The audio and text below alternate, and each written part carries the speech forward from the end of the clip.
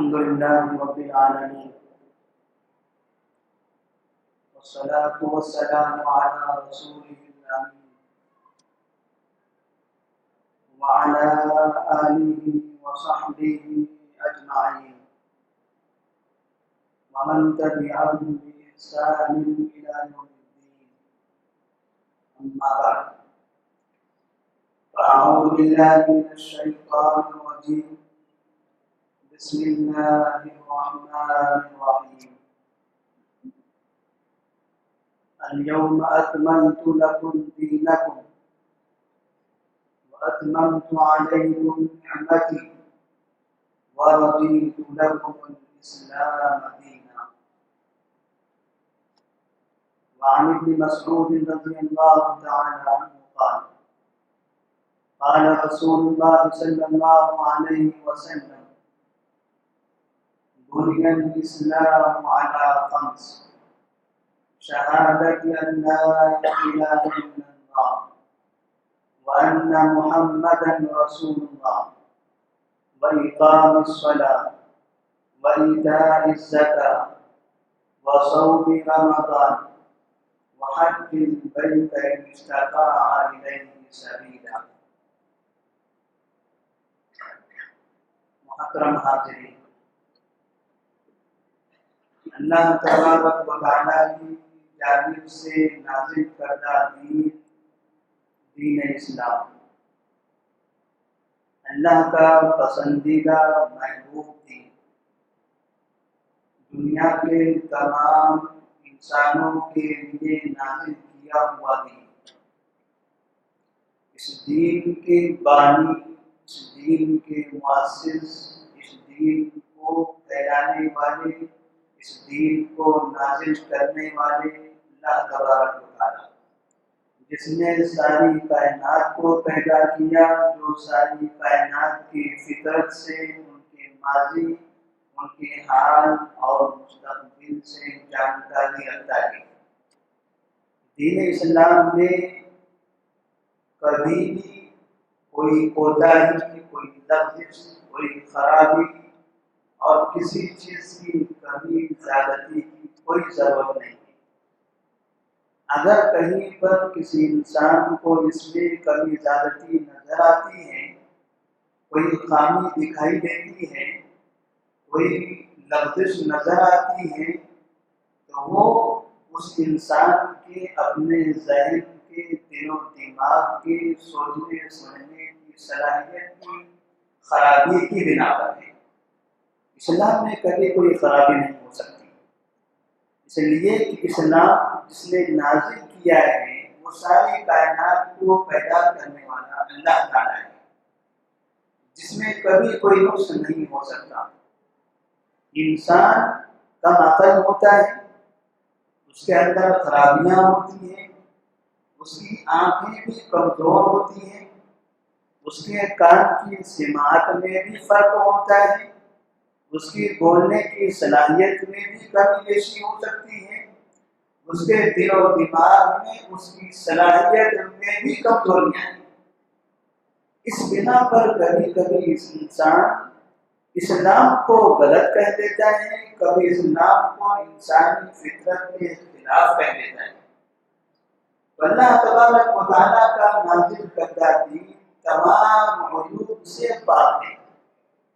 یہ دین ہر انسان کے لیے ہے، چاہے وہ مسلمان ہو، چاہے کافر ہو، یہودی ہو، نصرانی ہو، ہندو ہو، برہمن ہو، کوئی بھی ہو، ہر انسان کی اس کی زندگی کے لیے مناسب دین اگر کوئی ہے وہ دین اسلام ہے۔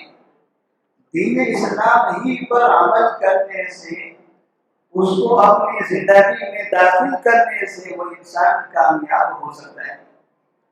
اس کے علاوہ دنیا میں جتنے ادیان موجود ہیں، ان ادیان کا تعلق آسمان سے نہیں ہے۔ جو آسمانی ادیان پہلے کے تھے، آج وہ کسی شکل میں موجود ہیں، تو اللہ تعالیٰ نے ان پر چلنے سے منع کر دیا، اس لیے کہ اس دین کو کہیں نہ کہیں ان کے ماننے والوں نے بدل دیا۔ اصلی شکل میں اس دین کو باقی نہیں رکھا گیا۔ ایک ہی دین ہے جو اصلی شکل میں قیامت تک باقی رہنے والا ہے، اور وہ ہے دین اسلام۔ اِنَّا نَحْنُ نَزَّلْنَا الذِّكْرَ وَإِنَّا لَهُ لَحَافِظُونَ۔ اللہ تعالیٰ فرماتے ہیں کہ ہم نے دین کو، قرآن کو، شریعت کو نازل کیا ہے اور ہم ہی اس کے محافظ ہیں۔ قیامت تک کے اس کی حفاظت اللہ تعالیٰ کے ذمے ہے۔ اللہ تعالیٰ اپنے اعتبار سے اس کی حفاظت کرے گا۔ دنیا کی کوئی بھی قوم، کوئی بھی سرکار، کوئی بھی حکومت، کوئی بھی طاقت اس دین کو ختم کرنا چاہے، کبھی بھی اس میں کامیاب نہیں ہو سکتی۔ پوری ملک کی طاقت، پوری فوج کی طاقت، پوری دنیا کی طاقت اللہ کی طاقت کے سامنے مچھر کے پر سے بھی کمزور ہے۔ اللہ کی وہ طاقت ہے جو سارے آسمان اور زمین کو سنبھالے ہوئی ہے۔ اللہ کی وہ طاقت ہے جو طاقتور سے طاقتور انسان کو پیدا کرتا ہے اور اس کے پاس بڑے سے بڑا ملک دیتا ہے، بڑی سرکار دیتا ہے، بڑی قوت دیتا ہے، اور پھر لمحے میں اس کو زمین کے اندر دفن بھی کر دیتا ہے۔ اس سے بڑی طاقت اور دنیا میں کس کے پاس ہو سکتی ہے؟ کسی کے پاس نہیں۔ دنیا میں کوئی بھی قوم، کوئی بھی انسان، کوئی بھی طاقت اگر اسلام کو ختم کرنا چاہے تو کبھی ختم نہیں کر سکتی۔ وہ ختم کرنے کی کوشش میں خود دنیا سے ختم ہو جائے گا۔ اللہ تبارک و تعالیٰ نے دین اسلام کو دنیا کے لوگوں میں پھیلانے کے لیے انبیاء کو مبعوث فرمایا۔ انبیاء کی کڑی میں سب سے آخری کڑی محمد صلی اللہ علیہ وسلم، آخری نبی پر آخری کتاب قرآن مجید نازل فرمائی، اور کہا کہ یہ آخری نبی کی نبوت قیامت تک باقی رہنے والی ہے، اس آخری نبی کی شریعت قیامت تک باقی رہنے والی ہے، اس آخری نبی پر نازل کردہ کتاب قرآن مجید قیامت تک باقی رہنے والی ہے۔ اور پھر اس آخری نبی نے جو حدیثیں، جو اپنے اعمال، جو اقوال، جو باتیں، جو نصیحتیں، جو پیغام انہوں نے دنیا والوں کو دیا ہے، یہ پیغام بھی قیامت تک کے لیے باقی رہنے والا ہے۔ اب اس میں کسی تبدیلی کی گنجائش نہیں، نہ کسی عالم کو، نہ کسی مفتی کو، نہ کسی تنظیم کو، نہ کسی اور حکومت کو یا کسی قانون کو۔ اگر یہ اپنی اصلی حالت پر ہے تو اس کو ماننے والے، اس کو اپنی اصلی حالت پر باقی رکھنے والے دنیا میں ہمیشہ کامیاب رہیں گے۔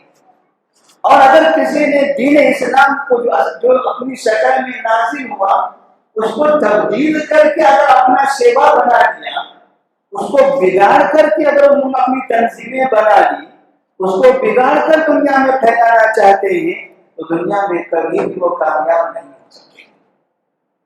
اللہ تبارک و تعالیٰ نے دین اسلام کو دنیا کے اندر عام کر دیا، اور دنیا میں سب سے پہلے اسلام ہے، دنیا میں سب سے پہلے توحید ہے۔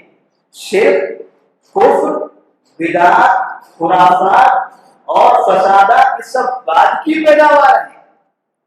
کبھی کہا جاتا ہے کہ مکہ میں پہلے مشرک رہا کرتے تھے، بت پرستی تھی، مسلمان بعد میں آئے۔ بہت سے مسلمان بھی کہتے ہیں، بہت سے دوسرے افراد بھی کہتے ہیں، جبکہ مکہ میں پہلے اسلام تھا، مکہ میں پہلے توحید تھی، اور مکہ کی جو بنیاد بنی ہے اس کے بانی ہے ابراہیم علیہ السلام۔ ابراہیم علیہ السلام اپنے بیٹے اسماعیل اور حاجرہ علیہ السلام کو وہاں چھوڑ کر جاتے ہیں، وہ دین اسلام پر ثابت قدم تھے، وہ توحید پرست تھے۔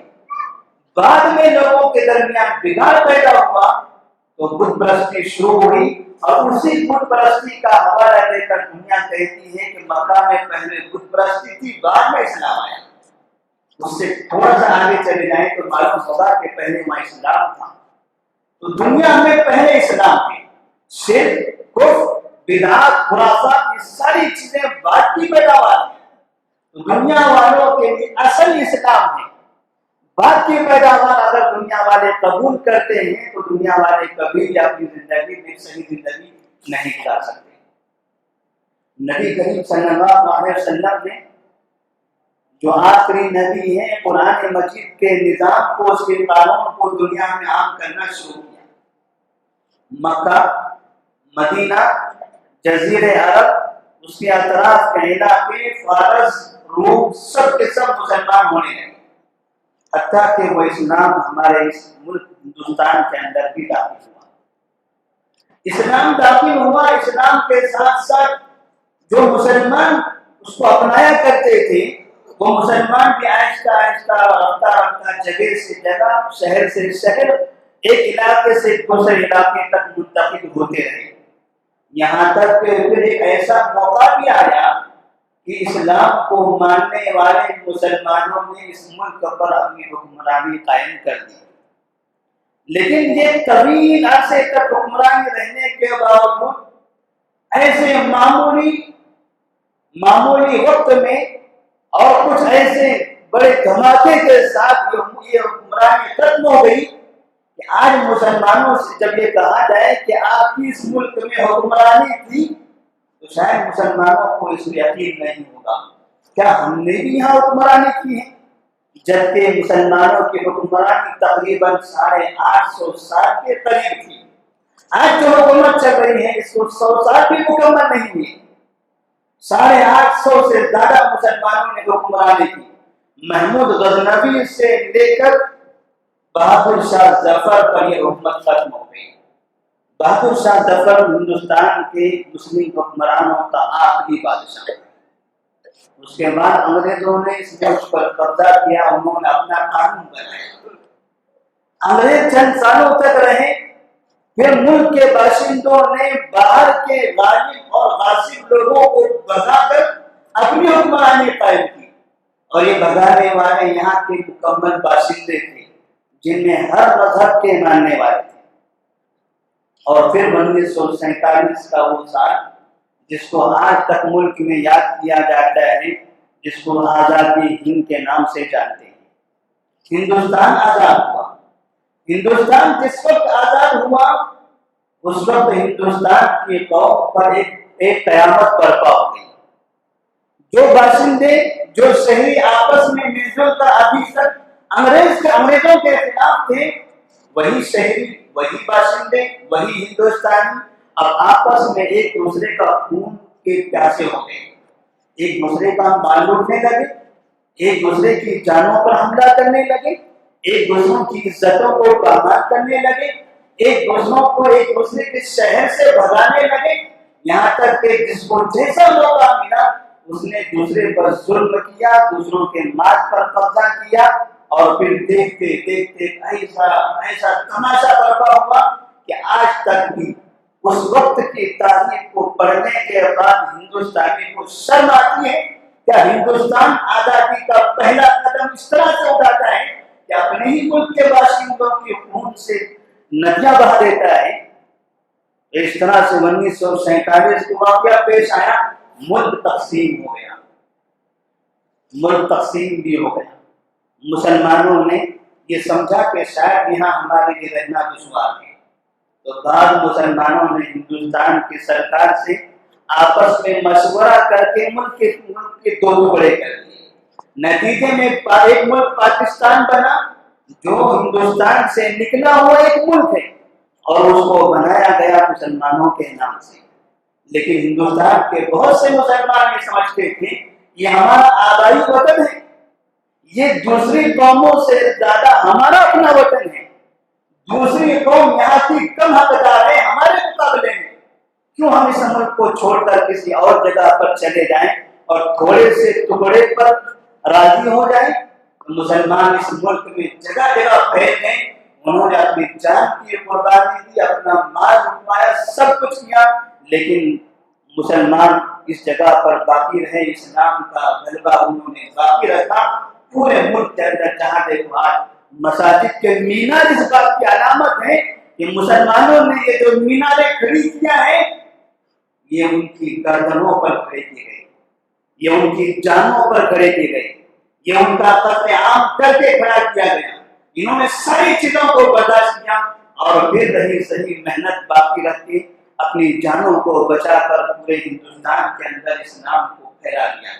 آج ہندوستان کا کوئی ایسا شہر، کوئی ایسا علاقہ، کوئی ایسا محلہ نہیں ہے جہاں مسلمان نہ ہو، جہاں مسلمانوں کی آبادی نہ ہو، جہاں پر اذان کی آوازیں سنائی نہ دیتی ہو، چاہے کسی کا بھی محلہ ہو، فجر کے وقت سے لے کر رات میں عشاء کے وقت تک 5 وقت میناروں سے بلند آوازیں، بلند صدائیں باہر آتی ہیں اور دنیا والوں کو یہ پیغام دیتی ہیں کہ اگر تمہیں اس دنیا میں رہنا ہے، ملک میں نہیں، اگر تمہیں اس دنیا میں رہنا ہے تو اسلام پر عمل کرنا ہوگا۔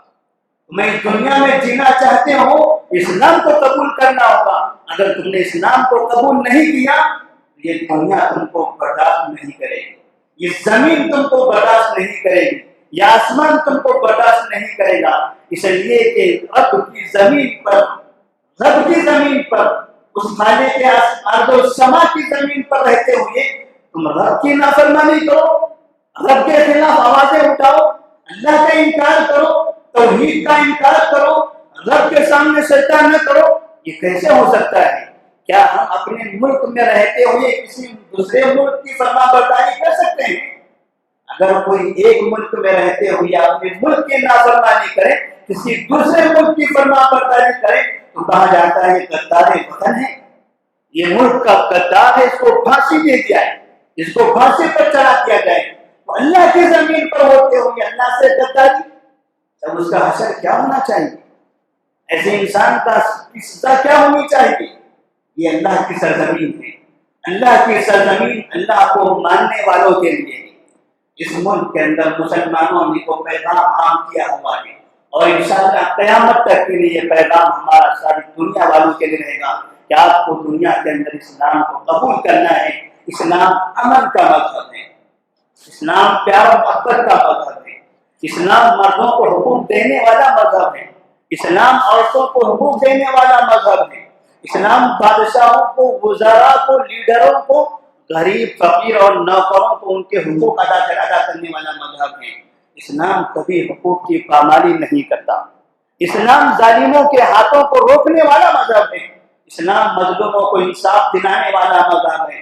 ایک تنہا انسان پھٹے کپڑے پہن کر بھی اگر مجبوری کی عالم میں کسی کے سامنے جائے اور وہ کہے کہ مجھے اسلام کے مطابق انصاف چاہیے، اسلام اس کے کپڑوں کو نہیں دیکھتا، اسلام اس کی شکل و صورت کو نہیں دیکھتا، اسلام اس کے دولت کو، اس کے خاندان، اس کی طاقت کو نہیں دیکھتا۔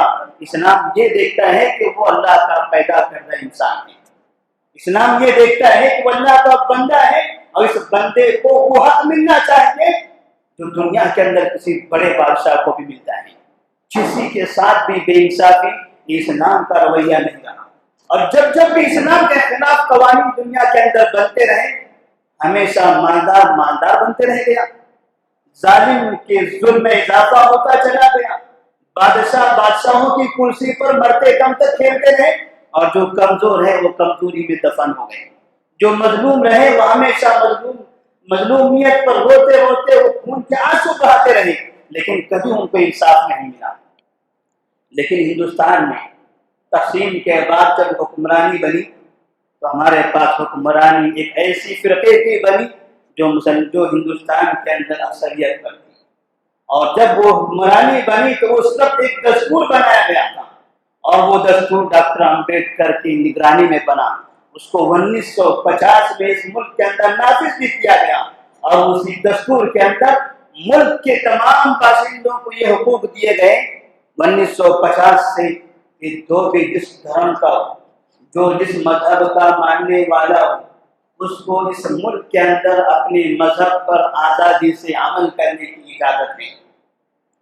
کوئی بھی کسی دوسرے مذہب پر حملہ نہیں کر سکتا، کوئی کسی دوسرے مذہب کے مسائل پر اعتراض نہیں کر سکتا، تمام باشندوں کے لیے ان کی مذہبی آزادی ہے، حتیٰ کہ مسلمانوں کو بھی اپنے مذہب پر مکمل طور پر آزادانہ عمل کرنے کی اجازت ہوگی۔ یہ ملک کا دستور، یہ ملک کا قانون 1950 سے نافذ کیا گیا، اور آج تک اس قانون کے مطابق ہندوستان میں عمل کیا جا رہا ہے۔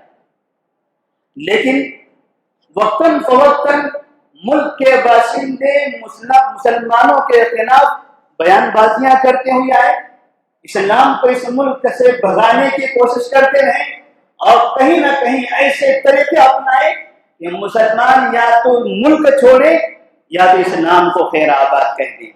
اس وجہ سے انہوں نے مسلمانوں کے ساتھ تعصب برتنا شروع کیا، مسلمانوں کو فوج میں نوکری سے دور رکھا، پولیس میں نوکری سے دور رکھا، سرکاری بہت سے عہدوں سے ان کو دور رکھا، ان کے ملی مسائل، ان کے شہری مسائل کو حل کرنے سے انہوں نے آنکھیں بند کر لی، اور مسلمانوں پر کہیں فکری طور پر ان پر الغار کی گئی، کہیں ان کے مذہب کے نام پر ان کو تکلیفیں دی گئی، کبھی ایسے جذبات برتا کر دنگے و فسادات کے ذریعے مسلمانوں کے گھروں کو لوٹا گیا، ان کی دکانوں کو جلایا گیا، ان کے دکان کے مال کو چوری کر کے اپنی دکانیں بھر دی گئی، کہیں مسلمانوں کے نوجوانوں کو اٹھا لیا گیا، کہیں مسلمان عورتوں کی عزتیں لوٹی گئی، اور پھر کبھی وقت آیا تو مسلمانوں کے دین پر سوال نشان لگانے لگے۔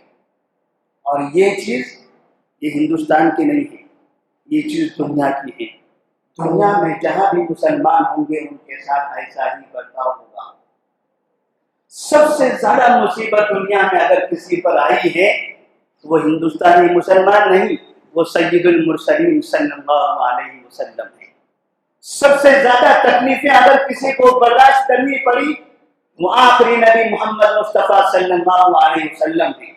خاندانی اعتبار سے آپ کو تکلیفیں دی گئی، فکری اعتبار سے آپ کو پریشان کیا گیا، آپ کے گھر کو برباد کر دیا گیا، آپ کے گھر کے اطراف میں گھر کا محاصرہ کر کے آپ کو قتل کرنے کی کوششیں کی گئی، آپ کے 2 بیٹیوں کو طلاق دلوا دی گئی، آپ کو گھر چھوڑنے پر مجبور کیا گیا، یہاں تک کہ موقع آیا تو آپ کو ان کے اپنے شہر سے بھی خیر آباد کر دیا گیا، حتیٰ کہ نبی کریم صلی اللہ علیہ وسلم نے اپنے گھر کو چھوڑا، اپنے خاندان کو چھوڑا، اپنے شہر کو چھوڑا، اپنے وطن کو چھوڑا، اور مکہ سے نکل کر مدینہ منورہ کی طرف روانہ ہو گئے۔ اگر اسلام پر عمل کرنے والوں کے لیے دنیا میں آسانی ہوتی، دنیا میں چین و سکون ہوتا، تو سب سے زیادہ چین و سکون نبی کے لیے ہونا چاہیے تھا، سب سے زیادہ عمل نبی کے لیے ہونا چاہیے تھا، ہر طرح کے خطرات سے محفوظ نبی ہونے چاہیے تھے، لیکن نبی کو زندگی میں ہمیشہ خطرات لاحق ہوئے، یہاں تک کہ جب آپ مدینہ منورہ میں آئے تو وہاں پر بھی لوگوں نے آپ کو پریشان کیا، وہاں پر بھی لوگ آپ کو پریشان کرتے تھے، عورتوں نے بھی نبی کو پریشان کیا، نوجوانوں نے بھی پریشان کیا، بوڑھوں نے بھی پریشان کیا، جس کو جیسی طاقت ملی موقع ملا اس نے نبی کو پریشان کیا۔ تو نبی کہتے ہیں اشد الناس بلاء الانبیاء ثم الامثل فالامثل، دنیا میں سب سے زیادہ تکلیفیں اگر کسی کو ہوتی ہیں تو وہ انبیاء علیہ السلام، ان سے زیادہ تکلیف نہ کسی امام کو، نہ محدث کو، نہ کسی عالم کو، نہ کسی موحد کو، سب سے زیادہ تکلیفیں اگر کسی کو ہے تو انبیاء علیہ السلام۔ اس کے بعد جو زیادہ تکلیف میں مبتلا ہوں گے وہ لوگ ہوں گے جو زیادہ متقی ہوں گے، جو زیادہ اسلام پر کاربند ہوں گے، جو زیادہ اسلام کے مطابق زندگی گزاریں گے، ان سے کم ان کو ہوں گے جو ان کی تقوی میں ان سے کم ہوں گے۔ آج ہمارے اوپر پریشانیاں زیادہ نہیں ہیں، یہ ہماری برائیوں کی بنا پر ہے، اسلام پر عمل نہ کرنے کی بنا پر ہے۔ مومن ہمیشہ امتحان میں پریشان ہوتا ہے، مومن کے لیے ہر جگہ امتحانات ہوتے ہیں، ملک اپنا ہو تب بھی پریشانی، کسی اور کا ہو تب بھی پریشانی، حکومت ہماری ہو تب بھی پریشانی، حکومت کسی اور کی ہو تب بھی پریشانی۔ ان ساری پریشانیوں سے نکلنے کا نام اسلام ہے، ان سارے پریشانیوں کو برداشت کرتے ہوئے اسلام پر عمل کرنے، اسلام کی حفاظت کرنے کا نام اسلام ہے۔ اس لیے اللہ تعالیٰ فرماتے ہیں والعصر ان الانسان لفی خسر الا الذین آمنوا وعملوا الصالحات وتواصوا بالحق وتواصوا بالصبر، زمانے کی قسم تمام کے تمام لوگ خسارے میں ہیں سوائے ان لوگوں کے جنہوں نے ایمان لایا، جنہوں نے نیک اعمال کیے، جنہوں نے ایک دوسرے کے درمیان حق کا پرچار کیا۔ اب جب یہ 3 کام کیے، ایمان لایا، نیک عمل کیا، حق کی دعوت دیتے رہے، تو چوتھی چیز پر عمل کرنا اس کے لیے ضروری ہے، اور وہ ہے صبر۔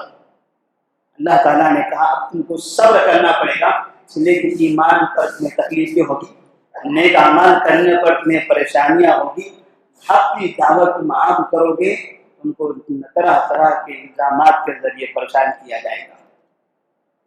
مسلمانوں کو اس ملک کے اندر دستور کے مطابق حقوق دلانے کے لیے الگ الگ قوانین بنتے رہے، الگ الگ تنظیمیں بنتی رہی، الگ الگ جمعیتیں ایجاد ہوئی، اور اس میں سب سے قدیم جمعیت ہندوستان کی، سب سے قدیم تنظیم جو ہندوستان کی سرزمین پر بنی ہے وہ عقیدہ توحید کے نام سے، وہ قرآن و سنت کی حفاظت کے نام سے، جس تنظیم اور جمعیت کا نام ہے جمعیت اہل حدیث۔ مرکزی جمعیت اہل حدیث ہند 1906 میں بنی، آزادی سے 41 سال پہلے، 41 سال پہلے، آزادی سے 41 سال پہلے جمعیت بنائی گئی تھی، جس کو جمعیت اہل حدیث کہا جاتا ہے، جو ہندوستان کی سرزمین کی سب سے قدیم جمعیت ہے۔ اس سے پہلے کوئی اور جمعیت یہاں پر موجود نہیں تھی، اور اس جمعیت کا مقصد تھا مسلمانوں کو شرک سے روکنا۔ مسلمانوں کے درمیان جو فرقے بٹے ہوئے ہیں، جو اماموں کے نام سے آپسی اختلافات موجود ہیں، ان اختلافات کو ختم کر کے قرآن و حدیث کی طرف ان کو مائل کرنا۔ الحمدللہ آج تک وہ جمعیت اس اپنے ملک میں وہ کام کر رہی ہے۔ اس جمعیت ہی کی وجہ سے آج ہمارے ہندوستان کے اندر عقیدہ توحید کی دعوت کو پھیلایا جا رہا ہے۔ لیکن افسوس کہ ہمارے اسی شہر کے بعد مسلمانوں نے چند دنوں پہلے، چند مہینہ پہلے پریس کانفرنسوں کے ذریعے، واٹس ایپ کے ذریعے، فیس بک اور یوٹیوب کے ذریعے جمعیت اہل حدیث کو پولیس میں، عدالتوں میں چیلنج کر دیا اور کہا کہ یہ جمعیت اہل حدیث اللیگل جمعیت ہے۔ بار بار واٹس ایپ پہ، فیس بک پہ، یوٹیوب پہ ان مسلمانوں نے جمعیت اہل حدیث کو اللیگل جمعیت کے نام سے گردانا، عدالتوں میں مقدمے دائر کر دی، جس کی وجہ سے آج تک جمعیت اہل حدیث عدالتوں کے چکر کھا رہی ہے۔ یہ جمعیت 1906 سے بنی ہے، اور یہ ہمارے بہتے ہوئے مسلمان اسی جمعیت کو کہتے ہیں اللیگل جمعیت ہے، غیر قانونی جمعیت ہے۔ آزادی کے 41 سال پہلے سے یہ جمعیت بنی ہوئی ہے۔ اس کے بعد ایک اور جمعیت بنی جو 1919 میں بنی، اور اس جمعیت کا نام ہے جمعیت علماء ہند۔ مشہور ہے دنیا کے اندر، جگہ جگہ پر یہ جمعیت اپنا کام کرتی ہے۔ جمعیت علماء ہند کا مقصد تھا کہ ہندوستان کے تمام علماء کو متحد کرنا، جو مسلکی اختلافات کی بنا پر علماء ایک دوسرے سے دور ہیں ان کو قریب لانا، اپنے مسائل حل کرنے کے لیے ان کو ایک مجلس میں، ایک اسٹیج پر بٹھا دینا۔ اور وہ جمعیت بھی 1919 سے اپنا کام کر رہی ہے، اور آج تک وہ جمعیت ہمارے ملک کے اندر موجود ہے۔ اس کے بعد اور کئی جمعیتیں بنی، مسلمانوں نے کبھی سیاسی جمعیتیں بنائی، کبھی ملی جمعیتیں بنائی، کبھی فکری جمعیتیں بنائی، اور انہی جمعیتوں میں ایک مشہور جمعیت جو آج کل ہمارے میڈیا کے اندر موجود ہے، جس کو آل انڈیا مسلم پرسنل لا بورڈ کہا جاتا ہے۔ آل انڈیا مسلم پرسنل لا بورڈ 1972 میں بنائی گئی۔ ہندوستان میں آزادی کے بعد مسلمانوں کا جب حال خراب ہوا، مسلمانوں کے جان پر، ان کی عزت پر، ان کے آبرو پر، ان کے مال پر، ان کی دکانوں پر، ان کے شہروں پر، ان کی آبادیوں پر حملے کیے جانے لگے، تو مسلمانوں نے کچھ جمعیتیں بنائی تاکہ مسلمانوں کے حقوق کے لیے عدالتوں میں جائیں، پولیس سے شکایتیں کریں، کورٹوں کا مراجعہ کرتے رہیں، مسلمانوں کے حقوق کی ان کی حفاظت کی جائے۔ اسی طرح سے جب ان سب چیزوں سے ان کا پیٹ نہیں بھرا تو ان لوگوں نے مسلمانوں کے دین پر حملہ کرنا شروع کر دیا۔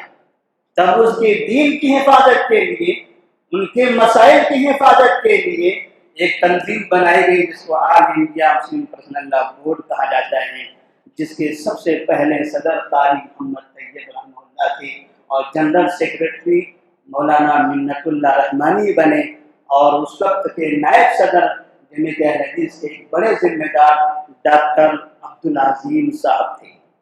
اس طرح سے یہ بامبے کے اندر ایک کانفرنس میں اس تنظیم کو بنایا گیا، اس کی بنیاد رکھی گئی، اور اس میں یہ قانون بنایا گیا کہ مسلمانوں کے جو دینی مسائل ہیں، دینی مسائل کی حفاظت کی جائے گی۔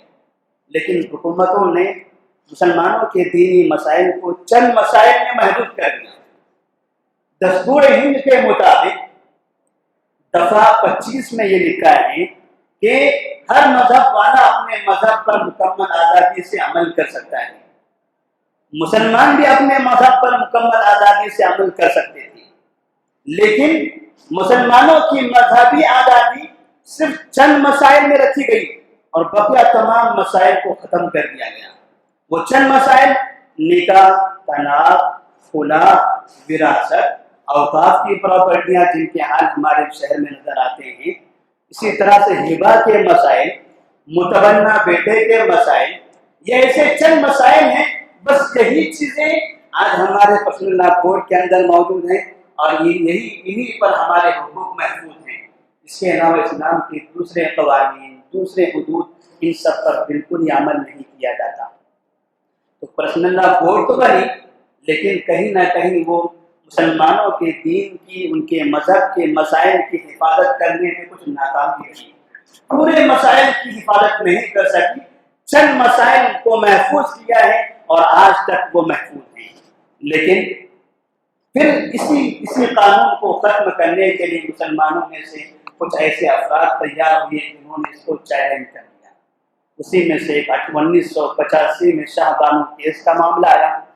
62 سال کی عمر میں جب ان کے شوہر نے ان کو طلاق دے دی، تب انہوں نے سپریم کورٹ میں یہ مقدمہ دائر کیا کہ مجھے مرتے دم تک کے نفقہ دیا جائے، میرے شوہر کو یہ پابند کر دیا جائے کہ جب تک کہ میں زندہ ہوں تب تک کہ میرا ماہانہ خرچ ادا کرے۔ اسلام میں نفقے کا مسئلہ الگ ہے، حکومت کے پاس نفقے کا مسئلہ الگ ہے۔ وہاں سے مسلم پرسنل لا بورڈ کے اندر دخل اندازی شروع ہونے لگی۔ عدالتوں نے مسلم پرسنل لا بورڈ کے اندر ترمیم کرنے کا حکم صادر کر دیا، آہستہ آہستہ وہ مسائل الجھتے ہی رہے، یہاں تک کہ 2015 میں سائرہ بانو کا کیس آیا۔ یہ عورتوں کے مسائل، مسلمانوں نے اسلام کو عورتوں پر ظلم کو روکنے کے لیے آیا تھا۔ ابتدا سے اسلام نے عورتوں پر کے ظلم کو روکا ہے، لیکن ہم دیکھتے ہیں ہمارے معاشرے کے اندر مسلمان اپنی عورتوں پر بہت ظلم کرتے ہیں۔ نکاح میں تھوڑا سا مشکل نظر آتی ہے، لیکن طلاق اور خلا اتنی آسانی سے ہو جاتے ہیں۔ ایک آدمی گھر سے باہر سے گھر میں آتا ہے، تھوڑا غصہ ہوتا ہے، انبن ہو جاتی ہے، فوراً طلاق طلاق طلاق، ایک ہی وقت میں ایک ہی زبان پر 3 طلاق کہہ دیتا ہے۔ پھر اس کے بعد بیوی کو اپنے گھر سے باہر کر دیتا ہے، 2 خاندان جدا ہو جاتے ہیں، ان کے بچے پریشان ہوتے ہیں، محلے میں وہ آوارہ گردی کرتا پھرتا ہے، پھر سمجھ میں نہیں آتا کہ وہ کیا کرے۔ پھر اس کو افسوس ہوتا ہے، پھر چاہتا ہے کہ وہ دوبارہ اپنی بیوی کو اپنے گھر میں لائے۔ اب گھر میں لانے کے لیے کوئی راستہ نہیں تھا، وہ مفتی صاحب کے پاس جاتا ہے، کہتا ہے میں نے 3 طلاق دے دیا، میں کیا کروں؟ تو افسوس کے ساتھ مفتی صاحب یہ فتویٰ دیتے ہیں جاؤ حلالہ کر دو۔ مسلم پرسنل لا بورڈ کے اندر یہ جو خامی ہے، اسی خامی کو پکڑ کر یہ دبتی رگ پر ہاتھ رکھ کر ملک نے آج ہنگامہ کھڑا کر رکھا ہے۔ پرسنل لا بورڈ اسلام کا ہے، اسلام کے حدود، اسلام کے قوانین کی حفاظت کے لیے بنایا گیا ہے، نہ کہ کسی خاص مسلک کے۔ اگر خاص مسلک کا معاملہ ہوتا تو یہ نہیں کہنا چاہیے مسلم پرسنل لا بورڈ، بلکہ یہ کہنا چاہیے فلاں مسلک کا بورڈ، فلاں مسلک کا بورڈ۔ اگر اسلام کے مطابق عمل ہو تو قرآن اور حدیث کے قانون کے مطابق اس کے اندر مسائل ہونا چاہیے، لیکن ایک مجلس کی 3 طلاق کو 3 مانا گیا۔ پھر جب ان کو افسوس ہوا، انہوں نے دوبارہ رجوع کرنا چاہا تو اس کے لیے حلالہ کو جائز قرار دیا گیا، جو کبھی بھی اسلام تو بہت دور کی بات ہے، ایک کافر بھی ایک انسان بھی اس کو برداشت نہیں کر سکتا، لیکن ہمارے ملک کی ایک میجورٹی ہے، ایک بڑی اکثریت ہے، علماء ہیں، مفتیات ہیں، عوام ہیں، سب اس کو مانتے ہیں، بس محض سے یہ ہمارا مسلک کا معاملہ ہے۔ مسلم پرسنل لا بورڈ کے اندر یہی معاملہ آیا، جس کی وجہ سے سائرہ بانو نے سپریم کورٹ کے اندر مقدمہ دائر کیا گیا کہ مجھے 3 طلاق دے دی گئی، میری زندگی کو برباد کر دیا گیا، اب میں دوبارہ رہنا چاہتی ہوں تو مجھے حلالے کا حکم دیا جاتا ہے۔ تب انہوں نے سپریم کورٹ سے کہا یہ طلاق ثلاثہ کا نظام ختم کرو۔ سپریم پرسنل لا بورڈ نے حکومت سے کہا کہ 6 مہینے تک کے پورے ملک کے اندر کسی طرح سے سروے کریں اور سروے کر کے سپریم کورٹ کو اپنی رپورٹ پیش کریں. تو ہماری سرکار حرکت میں آ گئی. پورے ملک کے اندر انہوں نے درخواست اور فارم پھیلانا شروع کر دیے تاکہ سپریم کورٹ کو جواب دے سکیں.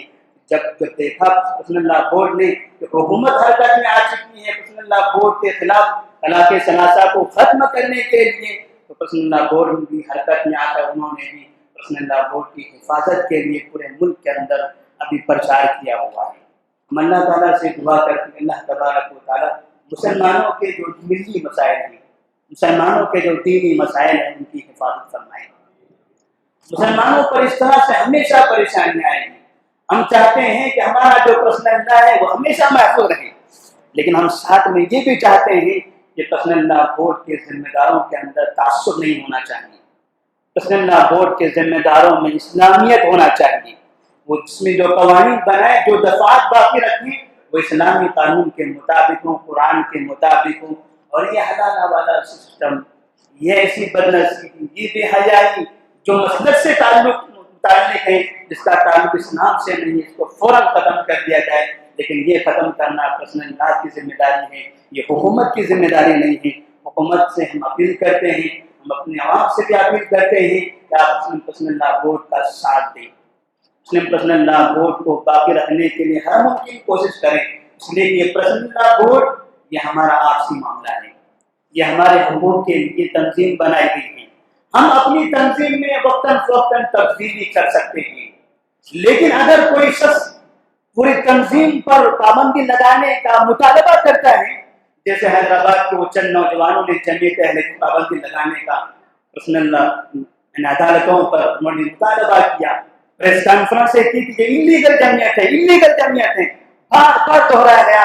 جمعیت اہل حدیث کو انہوں نے رسوا کیا. عقیدے توحید کا پرچار کرنے والے مولانا ثناء اللہ امرتسری رحمہ اللہ کی وہ تنظیم، جنہوں نے جو اس کے بانیوں میں سے رہ چکے ہیں، ایسے بڑے بڑے مجاہدین، ایسے بڑے بڑے محب پرستوں کی تنظیم کے بارے میں یہ کہتے ہیں انلیگل جمعیت ہے. سرکار اس کو پابندی لگائے. اگر ایسے افراد ہماری تنظیموں میں، ہماری جمعیتوں میں، ہماری سوسائٹی میں پیدا ہوتے ہیں، چاہے وہ مردوں کی شکل میں ہو، چاہے وہ عورتوں کی شکل میں ہو، ہم ایسے لوگوں کے خلاف برابر کھڑے رہیں گے، ایسے لوگوں کا ضرور بہتار کریں گے.